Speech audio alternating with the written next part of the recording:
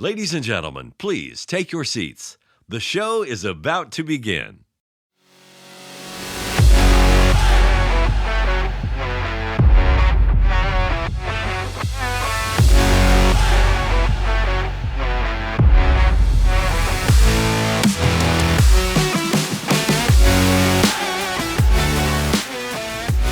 And hello and welcome to the 6th season of On the Bench, the podcast for scale modelers, by scale modelers, all about scale models. And this first show of 2022 is being brought to you by Paul Brown, our latest Patreon supporter. You too can help support the show for as little as $1 per month. Simply go to www.patreon.com/onthebench and pledge any amount, as I said, from $1 per month upwards. We really appreciate your support. And hello and welcome to the show, and via Zoom Connect I have Ian. G'day Dave, g'day Julian, g'day listeners. And of course we've got Julian there as well. G'day mate. Good morning. It's 2022, the first episode of the year, and you come in with good morning. Oh, come on. I mean, it's just an arbitrary point in time where the year switches over, right? I mean, we're all, the fact that we're meeting via Zoom today is sort of indicative of the times. Well, yes. Yeah, that's true. But I suppose I shouldn't start on such a negative note. No, we shouldn't. As I said, it's 2022, our 6th season. So this is the 6th year that we've been actually doing this show, which is, wow, that's gone quick. It has gone very quick. Can you believe it? 6 years. 6 years. Well, yeah. actually, our 6th anniversary is technically in, I think it's around June, something like that, June, July. But this Five is and a half. Yeah, 5.5 years. I still remember the first room we started doing this in. Yeah. Oh, the old place I was living in, yeah. Tiny little. I mean, it was almost like a broom closet. I've never seen, like, apart from a toilet, I've never seen a room that small. Yeah, it was a smaller, it was a rental, so, they don't exactly have huge rooms. I mean, look at where Ian's living at the moment. No, I mean, there's no reason to have a room that small. I mean, what do you even put in it? You can't even. We could barely fit three chairs and a table the size of a cutting board. And all the recording equipment and everything in it as well. Oh, geez. Well, as I said, 2022, first episode for the year. And, man, what a crappy start I've had to 2022. So, in 24-hour period, Michelle came back positive for COVID. I had my credit card hacked to the tune of about $2,500. And I got bitten by a spider. You're bitten by a spider. I got bitten by a spider, man, on the foot. Oh, you know what sort of spider it was, Dave? Probably one with 8 legs. It doesn't really matter. I didn't get any superpowers from it. No, I didn't. That's right. So I didn't get any superpowers from it. So, and it was itchy as all buggery, but it's all come good now. I got no idea what it was. So Michelle's better, which is good. Unfortunately, she still gets exhausted pretty easy, and taste and smell are coming back very slowly. But she's proved negative. I've not got infected at all during the whole time, and I put that down to the fact that I had a booster shot a couple of weeks before Michelle came ill. And the bank said, yeah, we're going to get your money back. So, woohoo. It's a bonus. But the credit cards, of course, are being shut down and everything, so I haven't been able to buy anything online for a couple of weeks now. Or about a week or so. So That's got to hurt. And you don't realise all the automatic payments you got coming out, like, for all the streaming services and all that. And, we're sort of sitting watching one of the streaming services the other day, and bang, it suddenly stopped because the payment didn't go through. I had that last week. Did you? Sitting there watching the final episode of the season 2 of The Witcher, and all of a sudden, about 20 minutes to go into the episode, and bang, nothing. Yeah, big internet outage in my area. Oh man, oh geez. And of course, both myself and Ian have completed our new build rooms. And Well, 99% completed. I'm still going to probably do a few little tweaks here and there, but as it is, I've given it a test run. I'm very happy with it.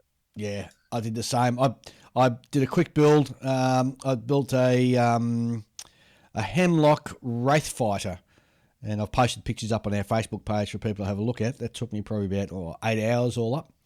I broke it over 2 days, and it's a quick build. Yeah, it was. Well, the idea was just to sort of get something bang done out of the way, and sort of do a test run of the bench. I'm still learning where I've put all the tools and everything, because I've sort of changed everything around, and so I've sort of got to hunt around for a specific tool before I go. Oh, that's where I put it. I put it in that drawer. But yeah, there you go. The muscle memory will cut in soon once I get a few more builds under my belt. Yeah. Well, what I'm finding is I'm still making the same mess, but I've now got a lot more room, so I can actually move the mess to the side and still have a decent area to work in. Well, I find I'm a lot more disciplined now in that when I've finished for the day, I'll pack everything away and clear down the desk. So when I come back, it's going to last. Well, it's lasted for this particular model build, and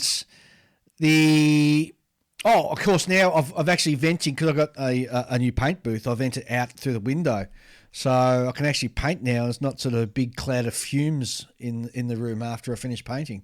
What's the fun of that? That's a point.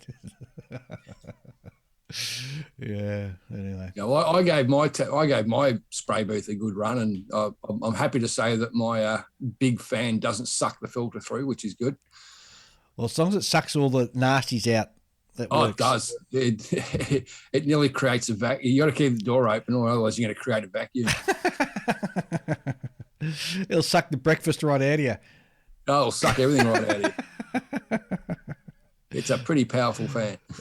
Julian, what have you been doing for the new year? So I'm still working on that car. Oh, dude, seriously? Yeah, I know. I've been slacking on it, but at the same time, I also had some challenges to face. So most of it is going to be pretty downhill from here. I sliced my finger open working on the wheels. Oh, deep? Oh, deep enough? Didn't need stitches? No. Ah, that's not a slice. That's a scratch. Oh, whatever. In any case, I did it with a razor saw, not even a knife. How'd you do it with a razor saw? Well, my finger was underneath it when I was sawing through something. I thought, it'll be fine. It's a razor saw. It's not gonna go through my finger. Well, it did. Yeah, there's a lesson to be learnt there, Julian. Yeah.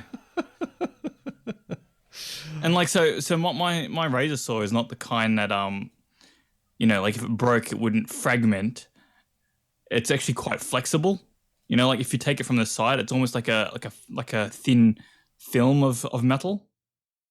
Because I basically bought the thinnest blade I could find. Because what's the point of having a razor saw if you're not getting the thinnest one you can, right? Yeah. So yep. Yeah, well, it's thin enough that it went through my finger.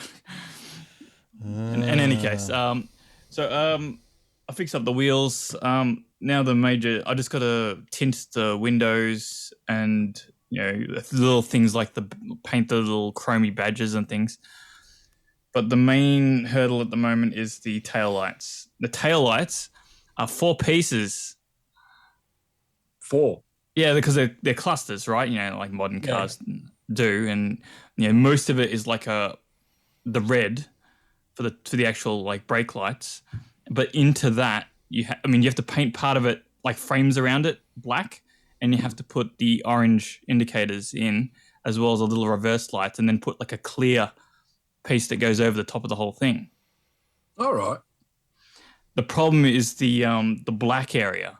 Because if you know what an S15 Silvia taillight looks like, they're framed by black, right? Yeah. And when you look at it as a model part, you've got like the red taillights, the brake lights, and they're raised. And so I have to mask that off and paint the black around it. So I was thinking of how I should do that, and I was messing around with masking fluid and that's what I'd be thinking, masking fluid. Yeah, well, my masking fluid sucks. It's really, really watery. I've got the stuff from Microscale. Right. Would you think maybe of doing it reverse, painting the black first and then painting your tail lights? No, they're not. Then it's a clear red part. Oh, right. I get you. So I can't do it that way. So in the end, what I did is I got the Tamiya black panel liner. Mm-hmm. I put that and I made a nice, neat border around it, and then I just brush painted the rest in. Oh, yeah. And you probably won't be able to see once I've got the clear lens that goes over the whole thing. Yeah, that'll diffuse it all. I mean, I don't know why they put like a red clear part with another regular clear part over the top of it. Go figure. Yeah, it's a bit bizarre. Well, all I can say, dude, that'll teach you for building a car. I don't think it will. I think I'll still buy car kits. Yeah. Well, I finished off my armoured car. Well, that doesn't count. That's an armoured car. That's a military thing. Yep. Yeah. That's true. Well, at least it's got lights on it. But yeah, it's got a light on it. Big brass lantern at the front. I mean, I after this, I might try and finish off the Mackie 202, the Eduard boxing that I've got.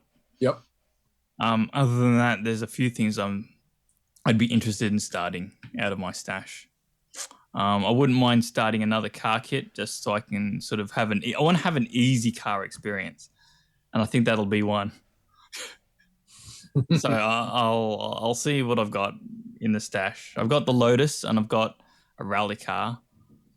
Do the rally car. The rally car will be easy. Just cover it in mud and it's done. Weather it. Yeah. Maybe. I mean, dirty. Well, the thing is about the rally cars that I'd have to do seat belts and things like that, because it's a proper build. That's a try hard build. Well, here's the thing: build the rally car upside down in a ditch, and then you won't be able to see the seatbelts. No, I'm not doing that. What would be the point of that? That's like someone taking an aircraft model and not doing the landing gear, and then I'll have it as a crashed aircraft diorama. Just because I don't want to build the landing gear, Yes. So I've got a new fresh show. I've got some new intro music, some new outro music. Interesting story in regards to that. I was looking at I really wanted to start the show off with a new song at the beginning. And I thought, it'd be really nice to do something like the theme music from The Great Escape and that sort of stuff. So I went hunting around for who owns that. And I finally tracked this company down that said, yeah, we'll get the rights for you to use that. Would you believe they came back and said for using that song on 30 episodes only for a maximum of 3 years would cost me $10,000. Ouch. So anywho. Need a few more Patreons for that. I need a lot of Patreons for that. So I better listen to the whole intro without skipping it. Jeez. So I thought, that's just a little bit out of my price range. So I went and found another company that does some fantastic license-free music, which I can use on the podcast for the rest of the show's life, which is really cool. And I hope everybody likes the new intro and the new song. No, sounds good. Gives a nice new, fresh, upbeat sort of feel for 2022. So before we move on, and speaking of money and stuff like that, we better have a quick word from our sponsor, SMS Paints. So we'll be back very shortly. The Scale Model Supply. Certified Australian made, the Scale Model Supply has a comprehensive range of premium acrylic lacquer paints that have been specifically developed to cater to the scale modeler. Designed to use straight from the bottle, SMS Paints have taken all the guesswork out of airbrushing. Simply shake, pour and spray for a fast drying and extremely durable result. But wait, there's more. SMS have just released the new water-based range, Infinite Colour. It is the ideal paint for anyone who is into miniature painting. And with 48 colours that can be mixed to create any colour you want, the possibilities are, infinite. The ever-growing range of SMS paints will suit all types of model builders, be it military, aircraft, train, car, science fiction, or even gunpla. SMS paints will have a colour to suit you. Available now through selected stockists worldwide and online at www.scalemodeler.com.au.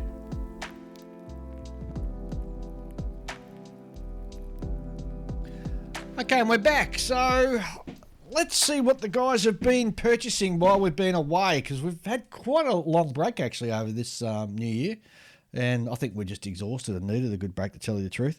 So, Ian, have you got any new interesting sort of purchases that you've done? Yeah, I bought 4 new Tamiya kits. 4? Yep. I've got the All right, can I just stop you right there?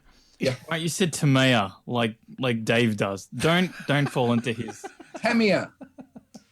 Jeez. 4 new Tamiya kits. The last thing I need is both of you. Like, I can handle Dave, right? Because I expect it from Dave, but I don't expect that from you. Yeah. All right. Well, back to it. Yeah, I got 4 new Tamiya kits. I've got the and all Japanese subjects. Right. The 135th scale Japanese Type 1 self-propelled gun. I bought the 148 scale Nakajima Gecko, the 48 scale HE M6A1 Seran, and I've got another ship model, which is the 1350 scale Kagero. Ooh, very nice. The Japanese destroyer.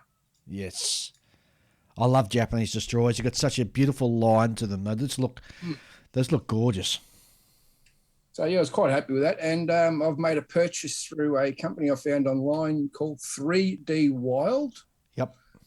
And they do resin, 3D printed resin ships and aircraft and ship accessories. And I purchased myself, which I still got to wait for it to get printed and shipped over from the States. But I got myself the 1:350 scale Imperial Japanese Navy Ryujo X fleet carrier.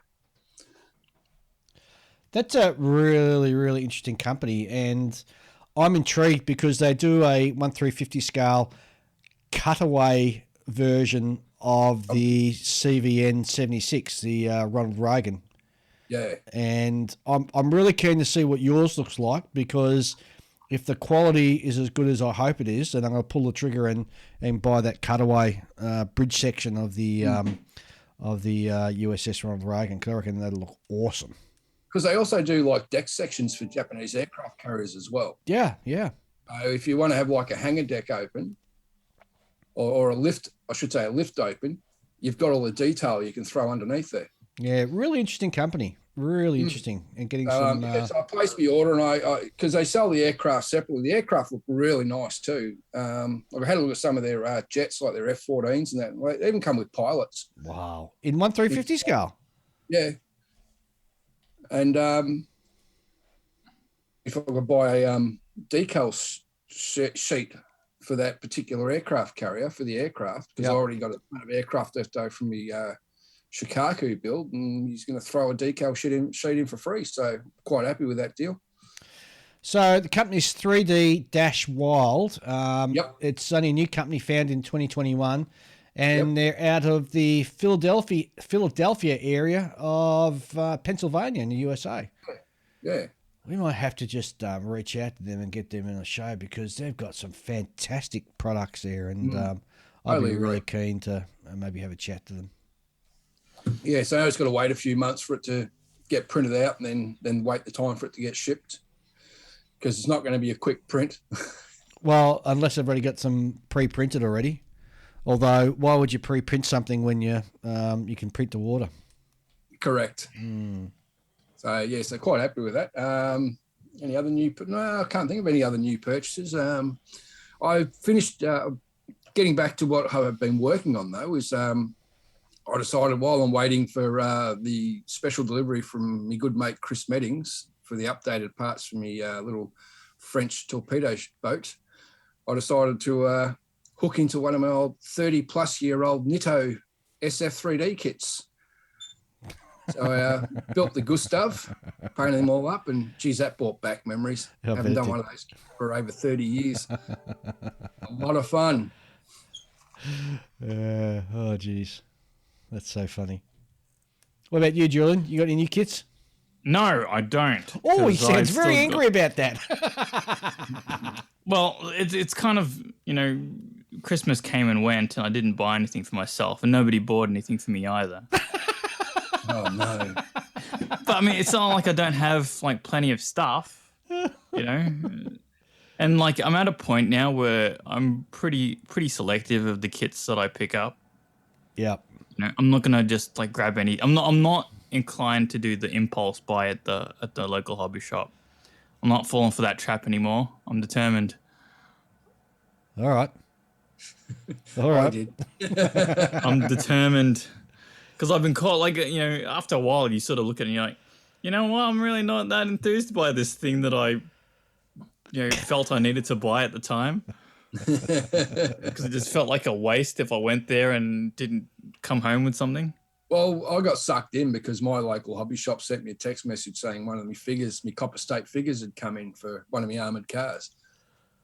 So I went down while they were hunting for it out the back. I went for a bit of a wander through the store and they'd got a whole heap of new stuff in, a whole heap of Tamiya stuff in. I've gone, oh, I'll grab that, I'll grab that, I'll grab that, and I'll grab that. That one I'll grab too. And you said that you bought the Tamiya self-propelled gun, the Japanese one. Yeah. That's that quite long-looking thing, isn't it? It's basically, it is a bit longer than the standard Japanese tank by the looks of it. Yeah, I think I know that one. I've seen that built up a few times. Yeah. So you're actually building Japanese tanks and stuff, are you? Well, it was all part of my Pacific War collection. Right. So I've got a kit that I think you should build. And what's that? It's the Type 2 Kami tank. This is the amphibious one with the like floatable sections that come off the Have the you front. got one of them? I don't have one, but you should get one. You've seen what they're going. That's the Dragon kit, isn't it? Yeah, that's a dragon You've kit. seen what they're going for at the moment. Yeah, because there's a certain one that everyone wants. I'll grab one at a swap meet. I'm not prepared to spend that much money for a Dragon kit anymore. I think Dragon kits here in Australia are just blown out of proportion with their pricing. I'm not sure if that's a thing that's just unique to here, but yeah, you're right. They are overpriced. Their pricing has just gone stupid. Yeah, but that thing is just so cool. Oh no, it looks great. I'd love to get one. But What I really want to see done properly is because like the pontoons things are different, like sheet metal to like the armor of the actual tank. yeah, that's right. Yeah, just a lot. Right. But so there should be a difference in like the finish and weathering between those. But people often just like hose them down all green or blue, that blue, that sort of aqua sort of blue color that the amphibious stuff sometimes gets painted. Yeah. And it just doesn't look right. No, not at all. Not at all. But I have placed an order with the local hobby shop too for the new Edward Mitsubishi Zero. Oh yeah, the Tora thing. No, I'm just going to get the. I was originally going to get the dual box set, but I thought, I'll just get the standard Profi pack. All right. That comes with Sabaril Sakai's markings. Oh yeah. Plus the one of the other markings, there's a one with green camouflage over the top of the caramel grey colour, and there's another one that was one of the aircraft shot down over Darwin with the two blue stripes. Very interesting. From what I've here and what I've seen online, it's a magnificent kit. Oh yeah, I've seen a few like built up ones starting to go up on the Edward page. Yeah, they look really nice. Really nice looking kit. And when you have a look at the sprues, the amount of versions they're going to do is just incredible. Yeah, well, that's the plan. I saw they've even got one of the canopies, the rear canopy sections made for the night fighter with the upward facing gun. See, my only problem with this kit having so many different variants is that it means it'll take longer for me to get to the Wildcat that they're planning. Yeah, I know. Yeah, Wildcat. Well, wasn't there also rumour they were going to do P40s? There's a few things I've got in the pipe. Mm. Yeah. But I do know they're going to. I read online that they're going to do a Southern Star boxing. I think it's Southern Star or Southern Skies or something for the Mark V Spitfire. All right. Which is going to include a few Australian markings. Oh, I don't know why, but from having this conversation, I just got reminded of something I was actually considering buying. And what was that? The Volti Vengeance in 148. Yes, I'd love to get my hands on that one. Because I've heard like people at the model club, waffling on about it. I'm like, yeah. It looks like, I took a look at it. I'm like, it looks like someone tried to draw in a Grumman Avenger from memory and did a bad job of it. Had a really big tail on it. Yeah, but I mean, I actually looked at it and I didn't realize they had such a presence in the RAAF. So I think I might. I still don't have an RAAF. I've never built an RAAF aircraft. Oh, Julie. Really? I should probably. Yeah, I know. Huh. Okay. Yeah, so maybe that should be the first one. It's not for lack of trying. I tried to do the boomerang from Special Hobby, and that thing's a pig. I've got that kit. Yeah. Oh, jeez. That thing is an ugly pig. Well, don't get me wrong. I like how the plane looks. Yeah. Right. It's just the kit that's a pig. Well, I'll find out when I finally get around to building. Yeah, you will. It'll be funny. Well, It'll end up just like you know what I reckon it'll end up just like your Bearcat, mostly assembled in a box. Yeah, well, that was my own doing. Well, I've purchased no new kits. I just completely muffed up the dihedral on the wings. I've purchased no new kits. However, I have purchased some new paint, and it was for a specific reason, because while I say I purchased no new kits, I happened to rock around at Ian's place just before Christmas, I think it was. And you had a whole heap of kits here you're going to sell, and I thought, I'll have that. And on top of that, I got that bloody Canberra of yours that you've given up on to finish off. You're welcome to that. So, you're welcome. Oh, you just reminded me of that whole that day, Dave. Oh, actually, I've just reminded myself I owe Ian some money. Because I was there too, and I walked away with some of his kits as well. That's right. I walked away with a few of his Edward 148 scale World War I biplanes. Well, one Edward and one Roden, I think it was. Oh, was it? Yeah, I can't remember. SE5A's the Roden kit. It's dangerous going to a mate's place and he says, "Hey, I'm getting rid of some stuff," and you go, "Can I have a look through?" Because, bang, he's got a captive market right there. Walks through his front door. I wasn't going to unlock the door until you bought some. So I have a theory about that. So like when you see things are being like when someone's getting rid of models, you kind of go, well, I should probably get that, because like even if I don't want it later, I can pass it on to someone else. But that's a flawed thinking, because you're not going to do it. For me, it's sort of like being a shark. You smell blood in the water when your mate says, "I'm selling some kits." You smell weakness. You smell weakness. You just sort of go in for the kill. I did really well because Ian, being Ian, always buys a crap load of bloody aftermarket stuff and shoves it in the boxes. So what I bought, he actually got robbed. I'll admit that online. No, I don't consider myself robbed. It's like, look after your mates. Well, that's true. Thank you, mate. It's too bad he wasn't giving away any of his ship kits. Yeah, well, I know. I had one eye cocked towards that part of his rib. I'll give you that tip right now. Well, see, like I didn't come off as well, because like the 48 scale world biplanes don't have any aftermarket. There is none. No. So there was nothing for me to get. Well, that's your fault, because you don't like fast got jets. You don't like fast jets, so I suppose. yeah. Broaden your horizons, Julian. My horizons are pretty broad, I'll have you know. Yeah, they are. They are indeed. Hey, You don't got, have any robots in your stash, do you? Actually, or any cars? I beg your pardon. I do have a robot. I'm building it right now, which is the Musaru Cup one. Yeah, If but you had you not classify been, that as a robot. had you not been given that by the fine folks overseas, you wouldn't have a robot in there. Well, define what a robot is, because I've got some of that Warhammer stuff where, you know, the soul of the dead warrior is locked inside it and you've got to build it.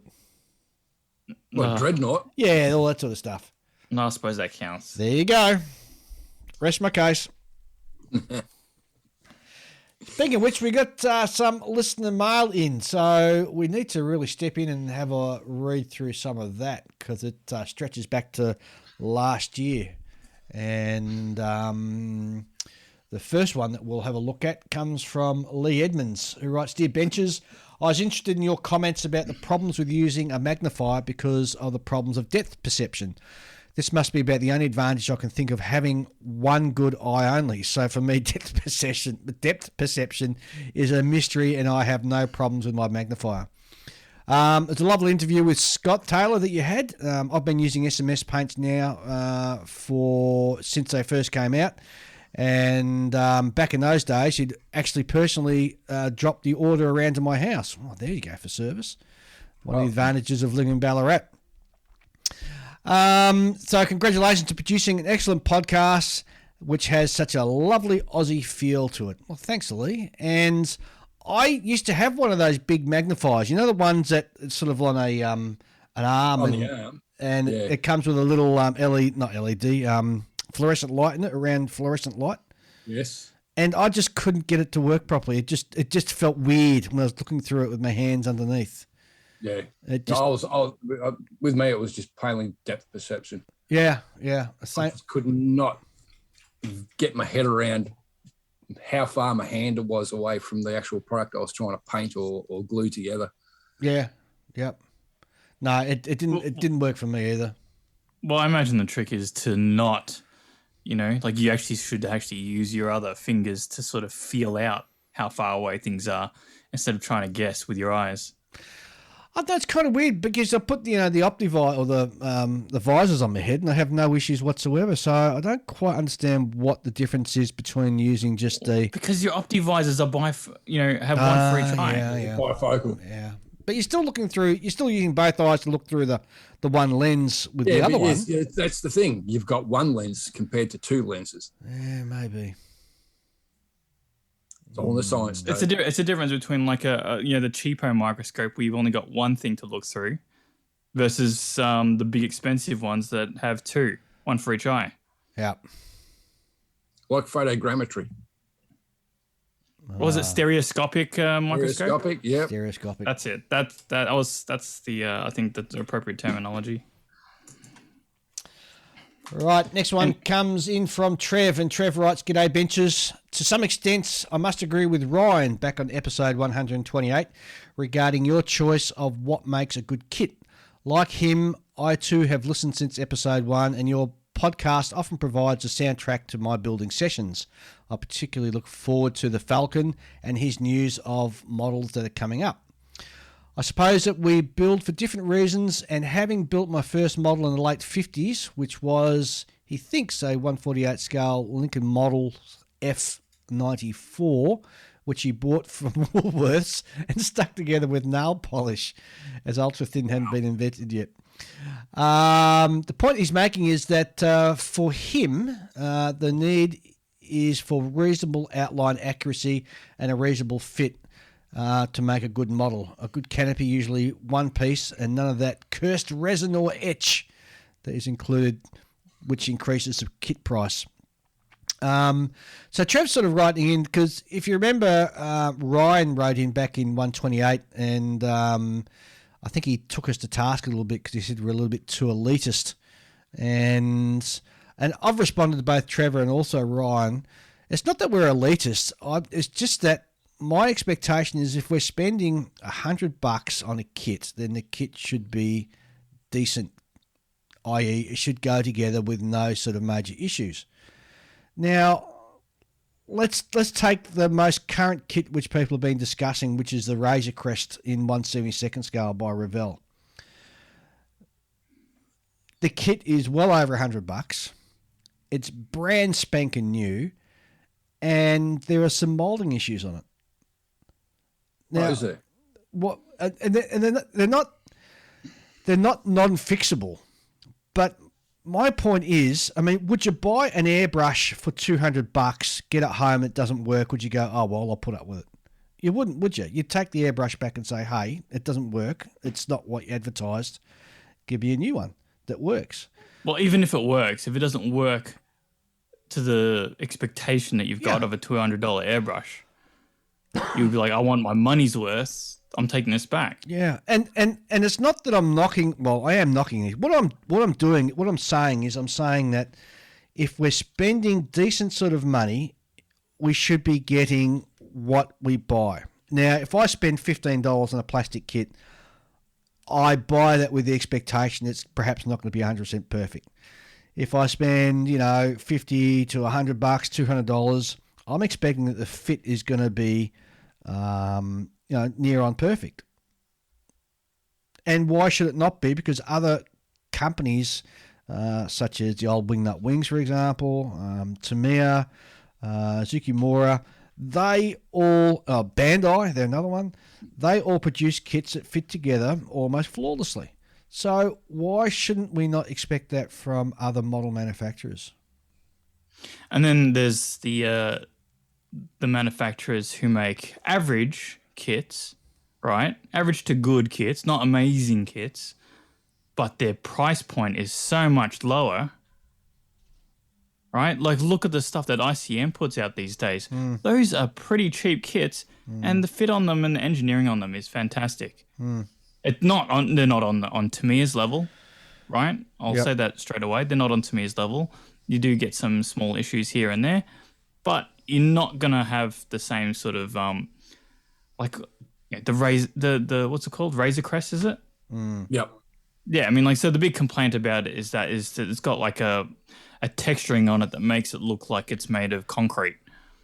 It's not just that. There's some misalignments of the seams and all that as well. And on top of that, I think on the bottom of the kit somewhere, it's got a big sort of pop-up thing that says, it's a Revell kit, and it says what year it was made and what the model is. Oh, you like monogram?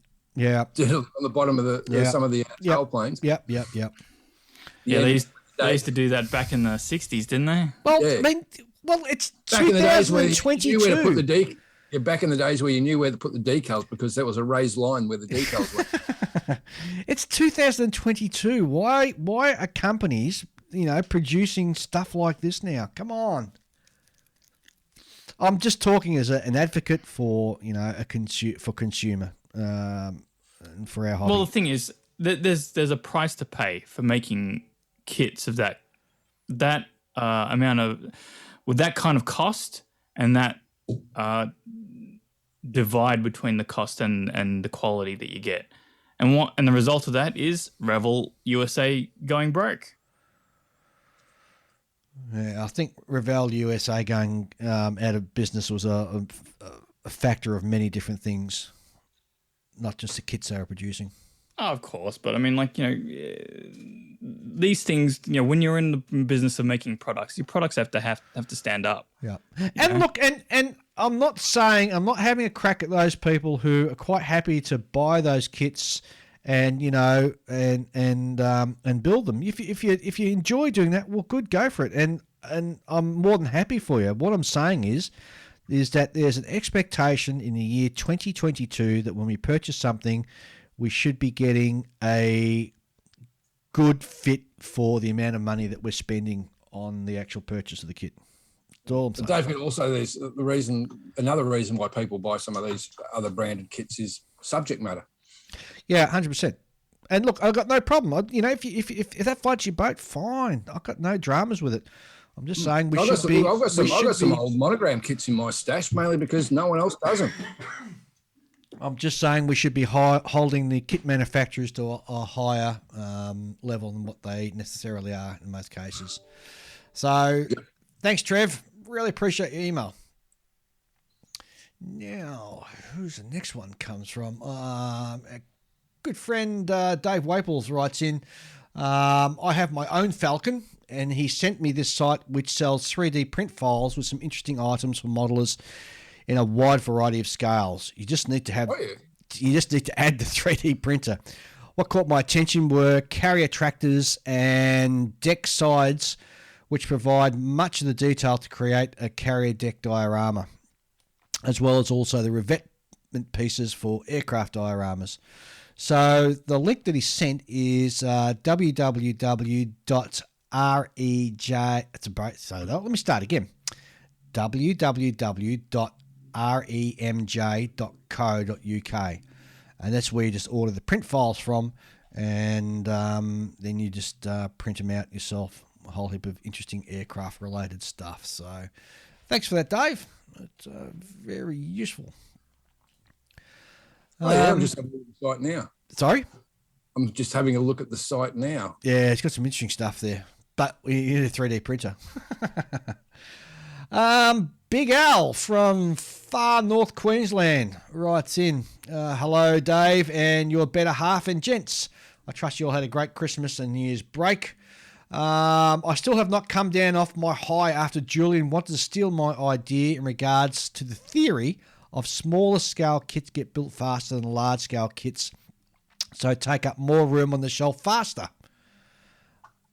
One day legend of the hobby likes my idea. There you go. What do you reckon, Julian? Sorry, I was reading something. Big Al is just wrapped that you liked his idea. That's all I'm saying. Oh, yeah. Yeah. What was the idea? Get with it, Julian. This is the problem when he's not in the studio. I can't reach across and give him a whack. Yeah, well, the coffee only does so much, all right? He said that you wanted to steal his idea in regards to the theory of small-scale kits get built faster than large-scale kits. Oh. And so take up more room on the shelf faster. Yeah. I mean, that's an opinion I came about independently. So, you know, we're cut from the same cloth, I suppose. Yeah, right. Okay. Yeah, I mean, like, it's not like there's any shortage of 70-second scale modelers around. True. I've seen, like, the speed at which they churn out. I know some people who build both in 48 scale and 70-second scale, and you can see, like, they churn out the 70-second scale kits like you wouldn't believe. You know, you don't see them for a month, and they turn up at a club meeting and they've got 7 kits built. Yeah. And you're still going on the same one you've been had in your bench the last 6 months. Yeah, I know. Yeah. Oh. Well, I mean, what am I supposed to do? That's the one thing about 70-second scale. You can really pump them out, can't you?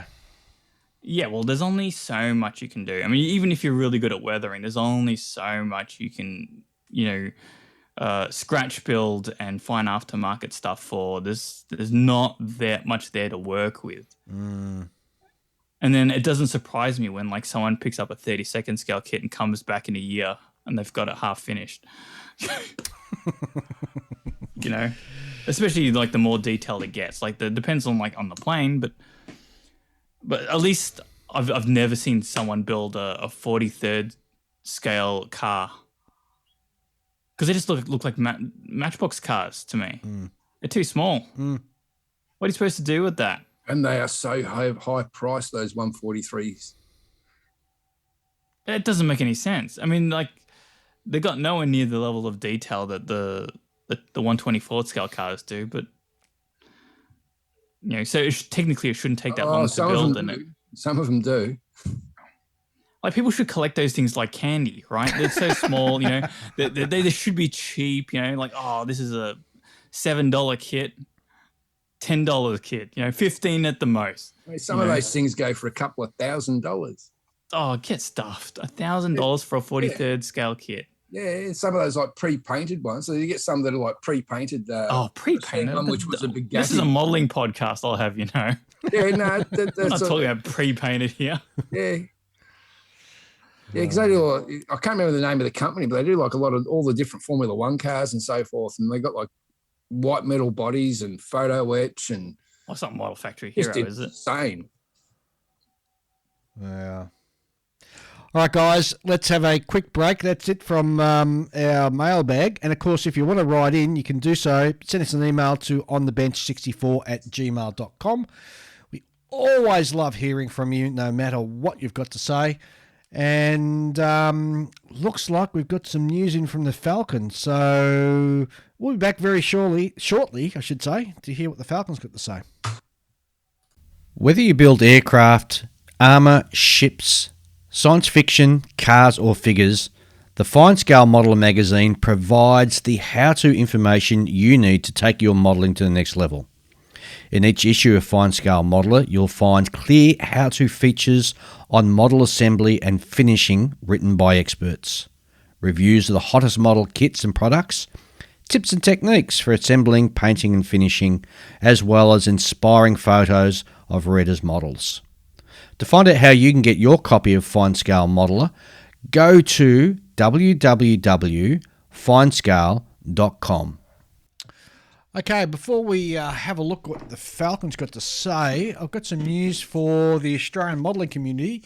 So the Australian Model Expo, they have a new date for Model Expo 2022. It will now be on the weekend after the Queen's birthday holiday weekend. That is, it will go from the 16th of June, Thursday evening, for booking in and setup until Sunday the 19th of June. Booking in models will also be available on Friday the 17th of June. The swap and sell will be on Sunday the 19th of June. So the committee appreciates that the uncertainty of announcements about the 2022 Model Expo and the general situation of life at the moment may be unsettling for many people. However, they are now confident that this date will be binding, subject to no government health policy changes, I should say. So that is some really good news. I hear the Geelong show got cancelled. Yeah, the Geelong show it's supposed to be this weekend. And let me see, can I share my screen? Julian hasn't allowed me to share my screen. Oh. Yeah, they should be able to fix that up. There you go. All right. There you go. There we go. Rightio. So the Falcon's written in. Shall we step through this because he's got a lot to talk about? Oh, yeah. All right. You guys see that okay? Oh, you can. Thank you. Excellent. Hi, Dave, Ian and Julian. All the best to you and the listeners for the new year. May 2022 bring each and every one of you a new toolkit of the subject you most want. It will probably be the wrong scale, but what are you going to do? Let's start off with aircraft news. ICM will be releasing a 1/48 scale Mistel S1 early this January. The Mistel kit will include ICM's Junkers Ju-88A4 and a BF-109 F4 kits, plus the frame of parts for connecting the rods and struts. So for those of you who don't know what it is, it's a 109 mounted on top of a Ju-88, and the Ju-88 was the flying bomb part, and the idea was that the 109 would sort of pilot it. I guess it's like an early sort of drone, really, isn't it, in some respects? Yeah, well, the S1 was basically just the training version. Yeah. And would fly over to a target and then release the Ju-88 underneath it, and that would sort of fly down and crash into what he was aiming for. I think the S2 was the one where they used the Focke-Wulf 190 A8s on top of the Ju-88s, which had the big warhead. And they were used mainly against bridges, to my knowledge. Was it ever effective? Do you know? Any sort of after action? You definitely want to have air superiority before you even considered using one of those things. Well, that's a good point too. You'd be bait. All right. And I don't know if anyone's mentioned before, but ICM's also bringing out a 48 scale Sally this coming year. I think the Falcon might have actually mentioned that later on. So let's read through.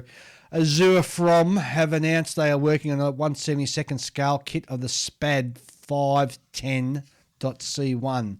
The 510 has been described by some, or at least one person, as France's Gloucester Gladiator. It is planned for release in April-May 2022. People with long memories might remember that Azure From are also working on a 72nd scale Fairley Battle.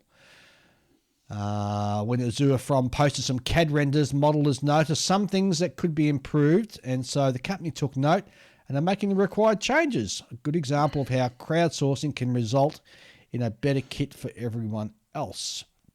Now, if I'm wrong, Airfix was the only other company that's done a fairy battle so far, are they? From memory? Didn't Special Hobby do one? Oh, Maybe. not sure. Anyway, Zvezda have shown CAD renders of their forthcoming 48 scale Sukhoi Su-25 Frogfoot. To everybody's relief, it is festooned with rivets. People were afraid there would be a repeat of the Purpose Smoothie MI-24. Not purpose, porpoise. Oh, what did he write? People were afraid there would be a repeat of the Porpoise Smoothie. You know what a porpoise is? Or dolphin. Yeah. It's a dolphin. Yeah. Yes. Okay. Is that his attempt at making a joke? Probably. Yeah, the Falcon says he remembers a time when we all hated rivets and aircraft, but they were there. If they were there, you sanded them off, and how times have now changed. Great Wall Hobby have announced they will be releasing a family of 72nd scale MiG-29s. They have already begun cutting moulds for 3 versions. Expect the first kits to be coming out this year. Great Wall Hobby say they have corrected some errors that popped up in their 48 scale Fulcrum kits, and so the smaller kits will be even more accurate. Border Models have shown kit contents of their 35th scale Junkers I should say, JU-87G Stuka, sprues, decals and instructions, plus a naked build-up model. I have to say that it's looking pretty good. KPAZ Models will be releasing a 72nd scale Miles M2 Hawk Major. Looks like they plan initially on 3 boxings. Box art shows a Spanish Civil War nationalist aircraft, an RAF trainer, and also a civilian type. They have also announced a 72nd scale Spitfire Mark 10/11. The model will be produced from metal moulds sometime in 2022. What other sort of mould would you produce it from? I guess aluminium maybe. Anyway, I don't really get what the difference is. Claymore Models, after announcing a 48 scale Caproni CA3 World War I bomber, have announced several additions to the 48 scale release schedule. A Royal Aircraft Factory FE-8 British fighter, which is a Vosin 3, and a Lona L flying boat fighter, and a Franco-British Aviation FBA type Great War seaplane. Turns out the Caproni CA3 has just been released, and we now know what Claymore mean when they say multimedia. The kit's a combination of resin, 3D printed and photo etched parts. No styrene to be seen whatsoever. Apparently Claymore Models is more or less a one-man operation running out of a garage, so perhaps expecting styrene parts was just a little bit too much. Yeah, I would say so. Edward will be releasing more variants of their recent new tool, 48 scale Sop with Camel. On the way are the Clegget engine type and much wanted comic night fighter. Over the holiday period, Vlad Sulik, the big man at Edward, in more ways than one, quietly posted some CAD renders of a Czech modelling site. On a Czech modelling site, I should say. They showed a 48 scale MiG-21F-13, which is the early one. Cold War modelers had long hoped that Edward would expand their terrific fishbed range to include the F-13 model of the MiG-21, but it was starting to feel like it would never happen. Thankfully, that long wait will soon be over. Well, not all that soon. You'll still have to wait until the end of 2022, but at least you know it's coming. Just don't die before then. If you need further incentive on staying alive, Edward will also be kitting the MiG-21U/US/UM Mongol-B 2-seat trainer in 1/48th scale. That's a mouthful. It's a heck of a mouthful, I've got to say. Special Hobby will be releasing 72nd scale kits of the Mitsubishi KI21-I and the K21-2 Sally. The kits are all new and owe nothing to the old MPM kits as provided by the renders posted online. Not wanting to be left out, ICM have also announced 72nd scale kits of the KI21B and the KI21IC. No word when the Special Hobby Sallies will be released, but the first of the ICM kits are slated for release in the fourth quarter of 2022. Oh, and I also forgot to mention ICM also kitting the KI21B in 48 scale. Yay. ICM will be releasing a second boxing of their 48 scale Bristol Beaufort, the Beaufort Mark 1A with tropical filters, scheduled for the fourth quarter of 2022. I want to see an Aussie version. Do we both? Yeah. ICM's Beaufort Mark 1 has been further delayed and won't be released until July this year, which is 2022. ICM have another 48 scale Douglas Invader variant in the works. It is going to be the JD-1D type as used by the US Navy. Famed armour model manufacturer Mini-Art are now dipping their toe into the mainstream aircraft modelling world with their first 48 scale aircraft kit. Oh God, imagine the parts count. They're doing the Republic P-47D 25RE Thunderbolt. There'll be two boxings, a basic and an advanced version. Mini-Art appear to be following their armour kit practice where they offer a basic kit and kits with full interiors.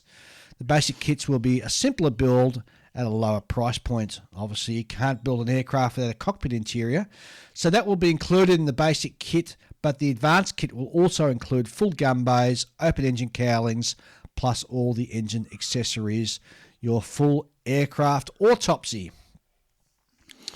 I don't have much hope for that kit.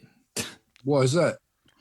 Well, because I've built one of their sort of aircraft kits. You know, the Musaru Cup. What's it called? The little chopper. Yeah. Oh yeah. Yeah, and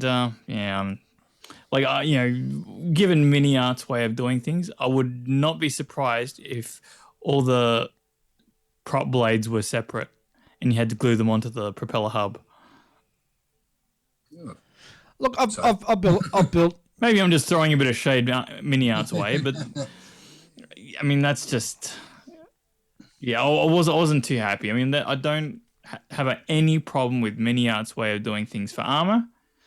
I just don't think that their style of making models is suited to aircraft.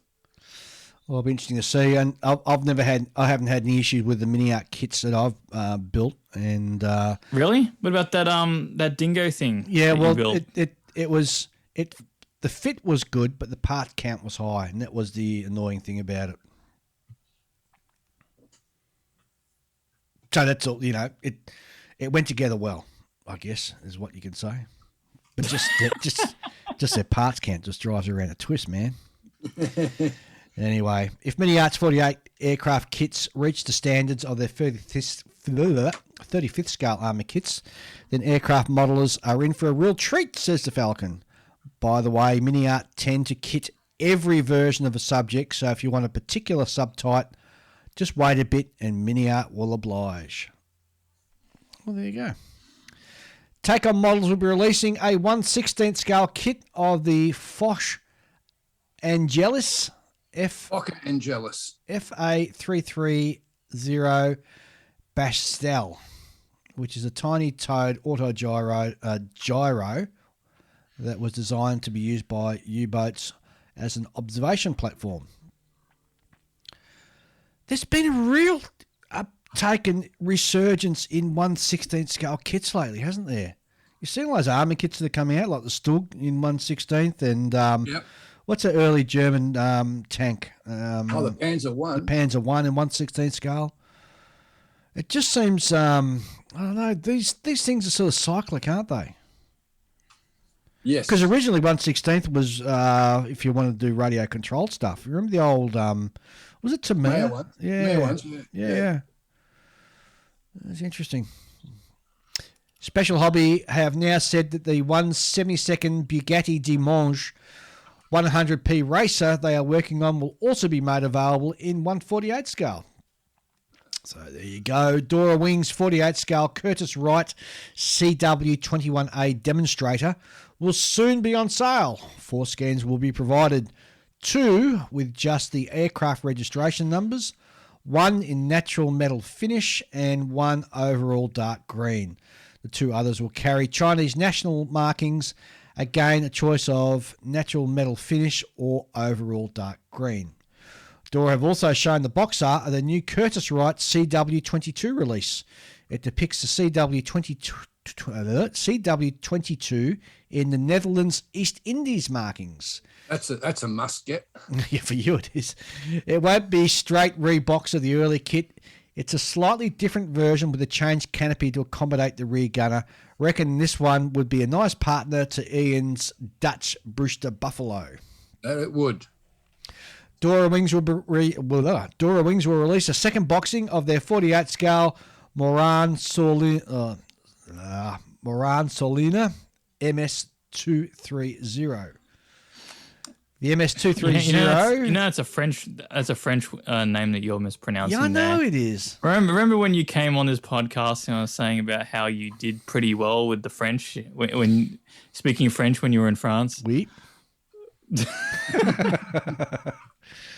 Well, I did, but I'd been practicing and well, you're out of practice, I guess. Yeah, well, it's been a couple of years since I've been to France now, so hopefully get there next year. Anyway, the MS-230 Foreign Services. There's going to be 3 decal options in the kit. There's going to be a Belgium, a German, and a Spanish Civil War Republican machine. Revell have just announced their new kits for 2022. However, it seems that all the kits listed, only one is truly a new one. And that is the 32nd scale Hawker Hurricane Mark IIB. No information yet other than the price, which is coming in at £45, or call it nearly £46. The release date in September 2022. Is there room for another Hawker Hurricane? Of course there is. All right. Academy have announced their lineup of new kits for 2022. The rumoured 48 scale A10 Thunderbolt 2 Warthog was indeed an Academy project.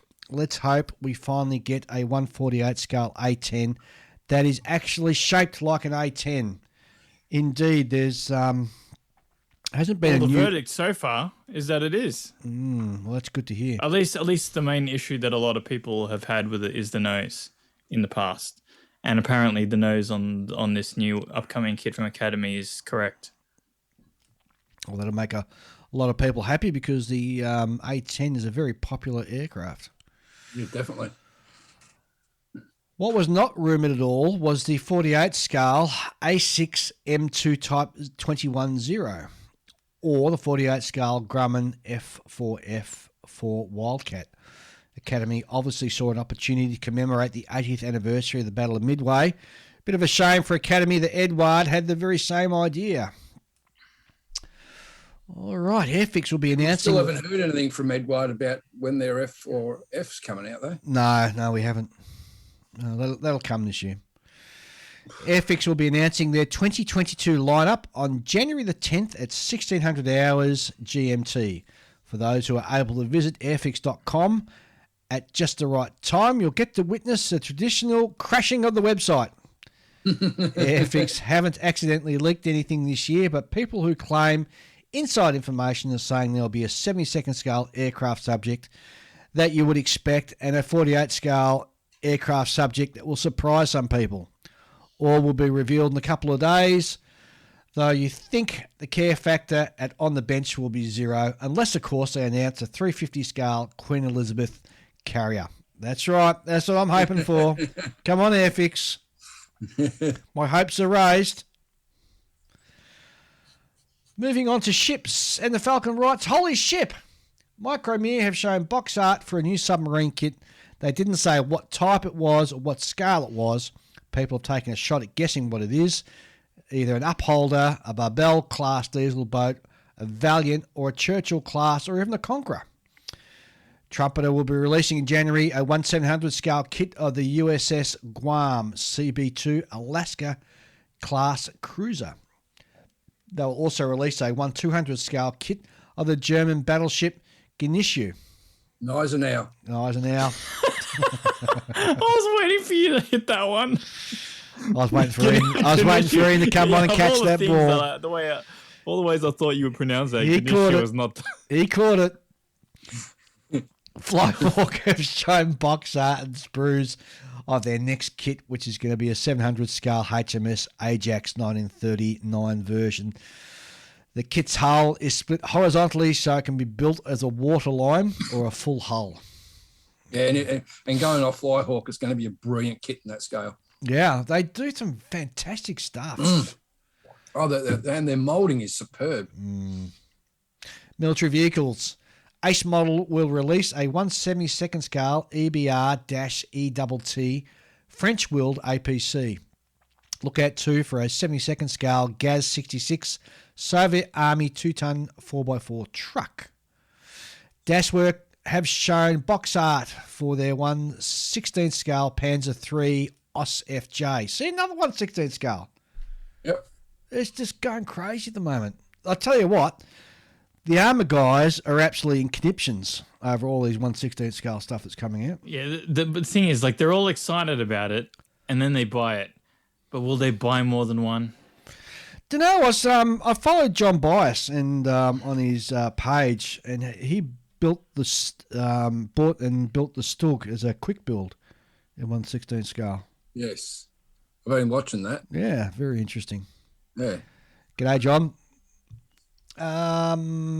Zvezda have published their 2022 catalogue and have listed several new 35th scale military kits. One's going to be a Dodge WC-51's weapon carrier. Another one's going to be a M4A2 76 Sherman, a Russian T-70B light tank, and an all-new tool of a 76mm ZIS-3 divisional gun. They also have a couple of civilian vehicles in 1/35th scale, as well as a Kamaz 43509 Dakar Rally race truck and a Kamaz 65115 dump truck. The rally truck sounds interesting. Yeah, the rally truck. I really enjoy watching a Dakar race and the trucks are racing. It's awesome. Yeah. Watching the trucks get airborne. Yeah, over the dunes. I wonder if because I think we might have seen bits of that before about this truck being mentioned in like one of our recent-ish episodes.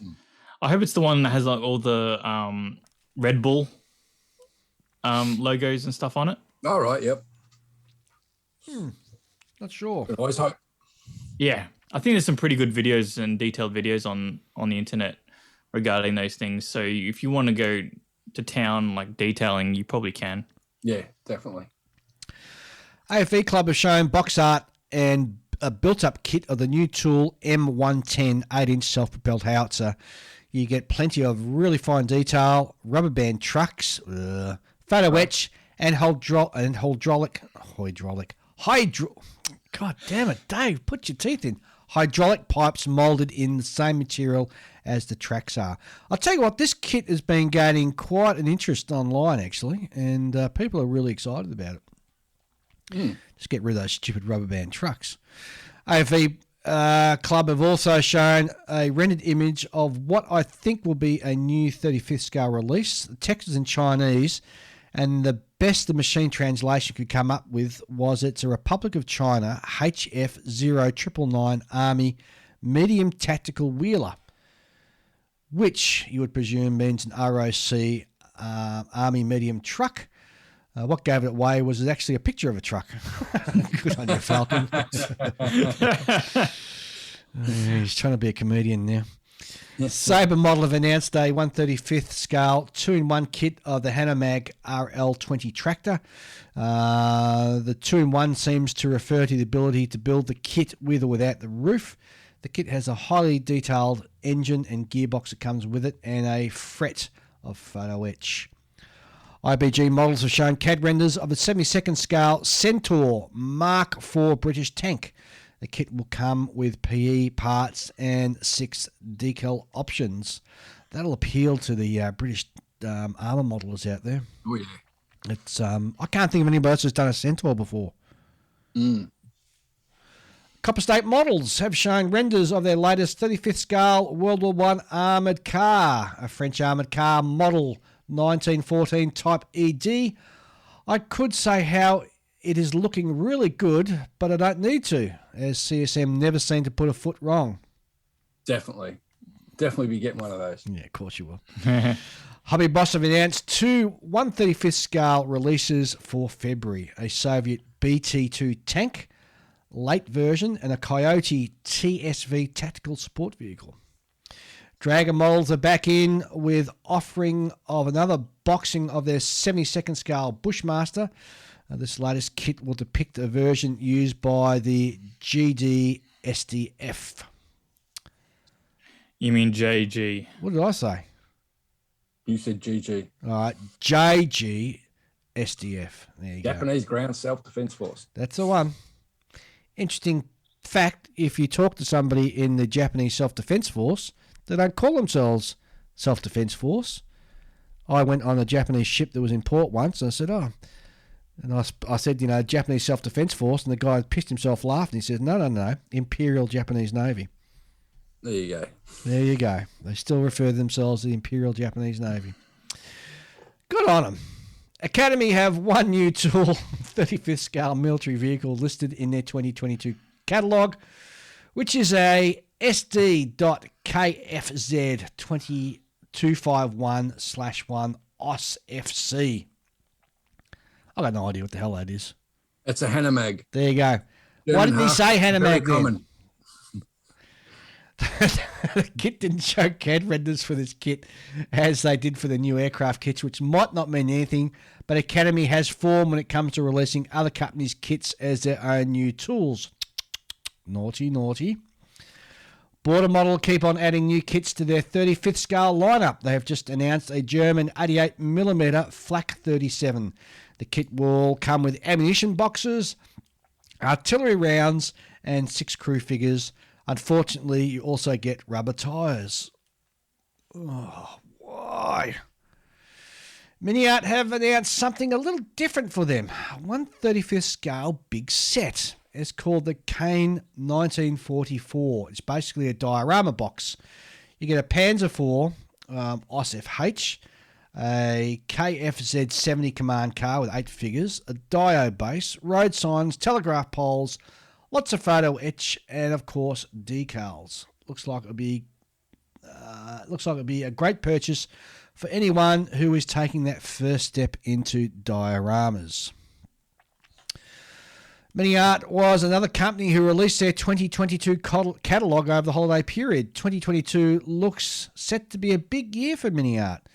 As well as the new line of 48 scale aircraft, they have also announced a 124th scale vehicles and 48 scale accessory range. The first 3 vehicles in the 124th scale vehicle series will be variations of the Lance Bulldog tractor. The D8500 model 1938, the D8506 model 1937, and the D8532, which is the 1950 model. The 48 scale accessories series begins with kits of fuel drums and jerry cans from various nations and periods. There was little in the way of new 35th scale armoured vehicles announced. We already know about the ones that have been listed as new, but don't think Miniart had given up on 35th scale vehicles. Last year's catalogue was very similar, and you can't say there was any shortage of new kits from Miniart in 2021. It was almost like one every week. So we look forward to what Miniart has in store for us in 2022. That's enough for now. I am the Falcon. That was a lot of kits. That was a heck of a lot of kits. Man. Well, any of you guys get any new kits that you've heard or any other news? No, pretty much mentioned all mine before. Except that 3D Wild is going to be bringing out also the Soryu Japanese fleet carrier in 1/350 scale this year. Damn, it's an interesting company. We've got to reach out to them and try and get them on the show because I'm very excited about what they're producing. Yeah, definitely. Looks pretty good. And for 1/350 scale aircraft carriers, their price point isn't too bad. Yeah. Considering the kit comes with everything, yeah? Pretty much. You buy the aircraft separate, but I said I had plenty of aircraft already in my stash, so I didn't need to do that. Interesting. Just got to wait for it to get printed and then wait for it to get shipped over from the States. Absolutely. All right, guys, let's have a quick conversation about what we perhaps plan and hope for 2022. Yeah. Me? Well, build more kits than I did last year. How did you build last year? Oh, probably about 4 or 5, if that. It was quite dismal. Well, I'm already basically finished one this year, which I started this year. That's a little SF3D Gustav. Yeah, you and me have done well. So here we are, day 8 of the new year, and we both built and finished a kit. Yeah, pretty much. I'll be finishing the base off today, which, I don't know, probably take me the end of the day, and then hopefully tomorrow I'll spend half a day looking through the stash wondering I'm going to start next. I've forgot to mention the Mushiro Cup, which needs to be finished in March. I think the 2nd or 3rd of March or something like that. I've pretty much, I think, just about completed it now. I did have the original idea, which I've moved away from. I've just kept it sort of basic. But yeah, I think I'm pretty much done. The funny thing about this kit is I sort of do a bit and put it away.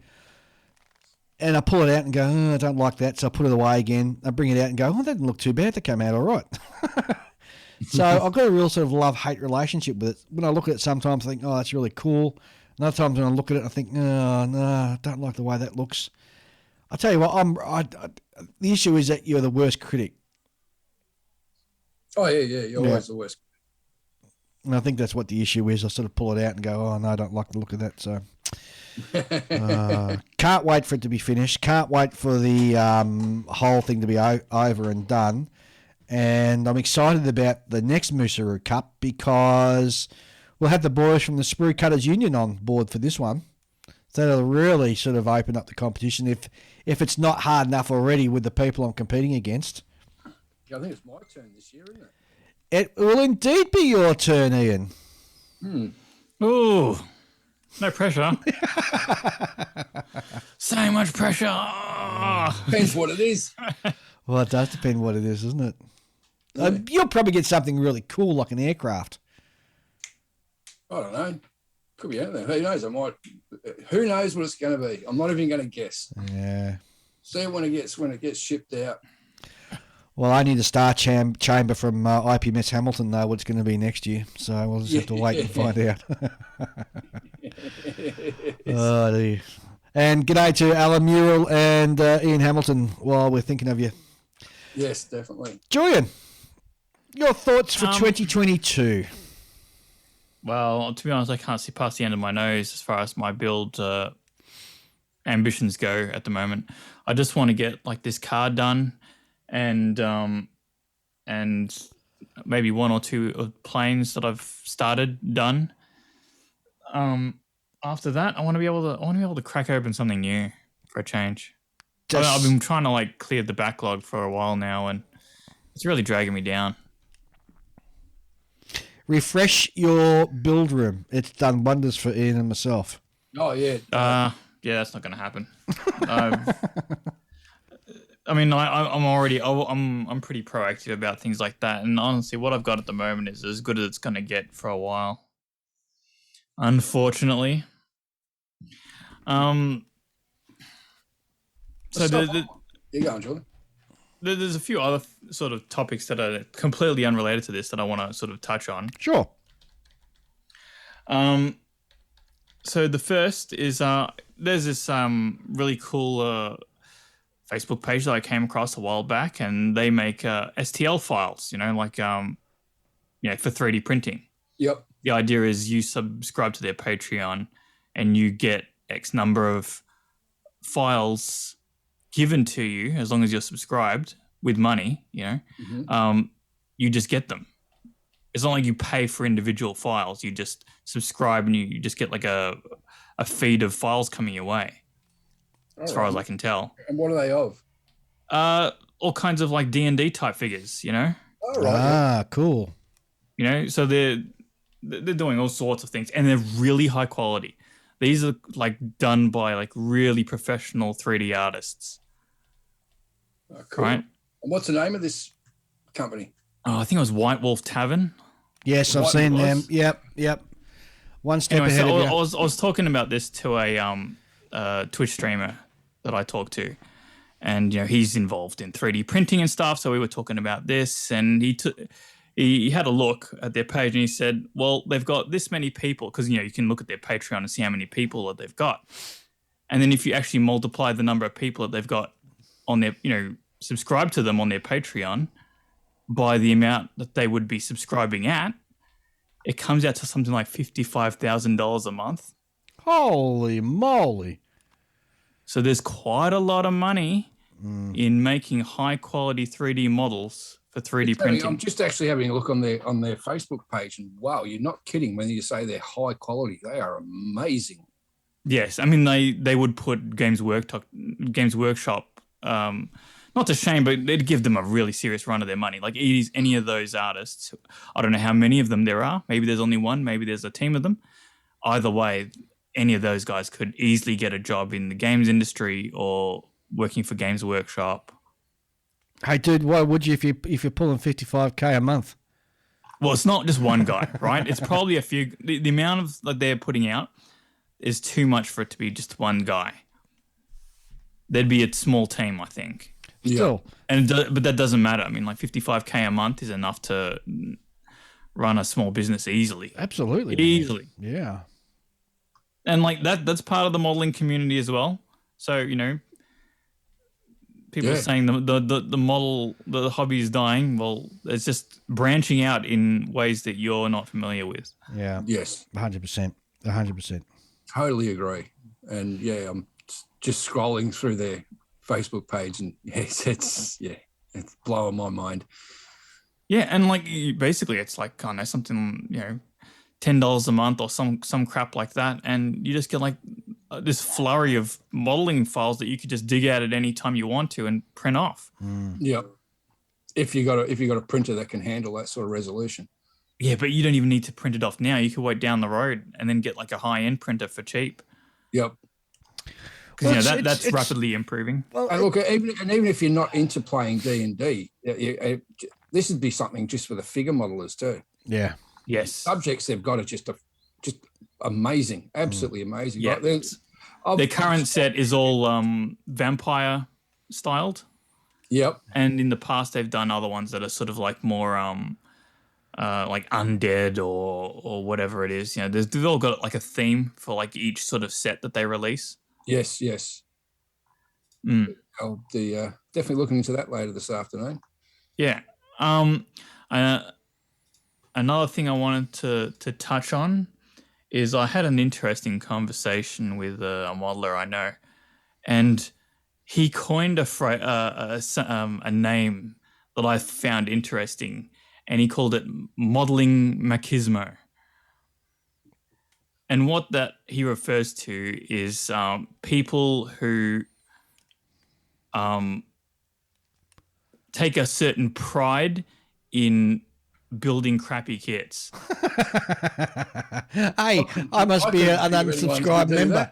Yeah, I'm an unsubscribed member. So he was arguing it in a way that I disagreed with. So he believes that, if you got two models in a competition and they're both of the same quality, it should go to the person who had to start from a crappier kit. No, I disagree. And my position was that we don't judge the journey, we only judge the end result. Exactly right. Yes. Right? Because, otherwise you just sort of racing. You just got a group of people racing each other to the bottom, right? Because what you think of is, what'll happen is some guy with a Tamiya kit will come in, and he'll put in little effort versus this other guy who's persevered with an Italieri kit, and the Italieri person should win because they put in more effort. But then, okay, well, what happens if there's this third person that also builds it to the same level, but he started with a block of wood? Right? Like, you're just racing each other to the bottom, and it's like, what is that? What it's going to be? Like, everyone's just turning out with mangled blocks of wood. And well, the ones who start off with blocks of wood would probably go into a scratch building category. Yes, true. Yeah, but I mean, like, where do you? That's the thing. Like, where do you draw the line? Because, like, how much do you do? Like, because one thing you could do is you could start off with the Italieri kit, build it all the way up to almost completion, then go, I'm not happy with that, break it down, and repeat this process 5 times, and go, look at this arduous long journey I've taken with this kit. I clearly deserve the win. Whereas most people go, you're a flipping muppet. It's the end result that the kits get judged on. It's not how you got there. And that's what the rules of most shows are. So that's what it is. And there's no way that you could judge the kit on the journey that you've taken. I mean, yes, when you submit your kit for to be judged, you can do photographs of all the stages you've gone through, but that doesn't necessarily play into the end result. And how do you judge that? I mean, like, it's impossible. It's hard enough to judge an end result I know, man. in a quantifiable manner. Yeah. How do you judge like this big long journey? Do you judge it by time spent? No. Do you judge it by how good it is? It's like, it'd complicate the judging process even more. They'd fall in different categories anyway. Because someone who builds a Tamiya kit will probably build it straight out of the box. Whereas someone who's built an average kit would have to do a lot of scratch building, which would then put it into a different category. Yeah, but now you're sort of getting into territory of they probably won't judge it like this, but then there'll be people who will go out of their way to create that circumstance to manipulate the rules. Mm-hmm. The people probably won't go doing like enormous amount of backflips to get the edge with that mechanic of recognition of effort spent, but some people will, right? And then you're dealing with a really ridiculous situation. Well, you get your trophy chasers, haven't you? Yeah. And then what do you do when you come across a situation where the Tamiya guy has a better kit, and you got this guy with a lesser kit, not of the same quality, but he's put in a long amount of effort. Like, do you give it to him because he's put in more effort? No. You have to explain to the public. You've got to judge them on what's in front of you against a set of rules that are already laid down. So, are there seam lines? Is the paint not the paint job? Is there any sort of glue marks? Is there any sink marks there? All that sort of stuff. Are the dihedrals or the anhedrals of the wings correct? All that sort of stuff. That's your basic sort of modelling skills 101. Mm-hmm. Well, it's certainly the how you judge a model 101. Exactly, and there's no way on this God's green earth that you could turn around and then bring into it the level of difficulty that was required, or the length of journey, to use your mate's sort of terms. There's no way you could judge that. You could applaud it, but you couldn't judge it or count it in as part of the judging. Yeah, it just It just overcomplicate things. And most modelers, if I say to you, I've got a Frog Spitfire, and on the other, I've also got a Tamiya Spitfire, and they both look exactly the same on the modelling table. Well, then you'd look at the dude who built the Frog Spitfire, and you'd seriously give him a huge pat on the back, man. But if he hasn't sort of still met the criteria, and he might not necessarily win. See what I'm saying? And see, like the only reason why you would start with a lesser kit is if you thought it had some kind of advantage. That's if you're chasing medal hunting. If you're trophy chasing, yes. Well, I mean, the only reason why you would go with a lesser kit is if you thought it had an advantage, right? Be it one of, this is a cheaper kit, right? In which case, like, money should be completely independent of whether you win or not, right? You don't win awards for spending money on your kit. Yeah, if that's the case, they'd be winning every time. Right? So you have to look at it in terms of, I chose this lesser kit because it's more shape accurate, right? Yeah. And that's reflected in realism when you mark a kit up for realism. Because if you're not doing things for realism, why are you putting in that extra effort? Yeah. Yeah. Interesting. Yes. That was my position, but he disagreed. Oh. But I still, out of this whole thing came this idea of modeling machismo, like the people who are proud of having slaved at some kit for an extended period of time or slogging through a difficult kit. I mean, I don't care. I say I'm guilty of that sometimes. Yes. Yeah, that's true. And look, and I'll take my hat off to anybody who can build a silk purse out of a sow's ear. I will always, give him a pat on the back. Yeah, definitely. Yeah, but I mean, like I have no problem with people being proud of their own work for having done that. But when they feel like everyone else should admire it, it's like other people don't owe you anything, right?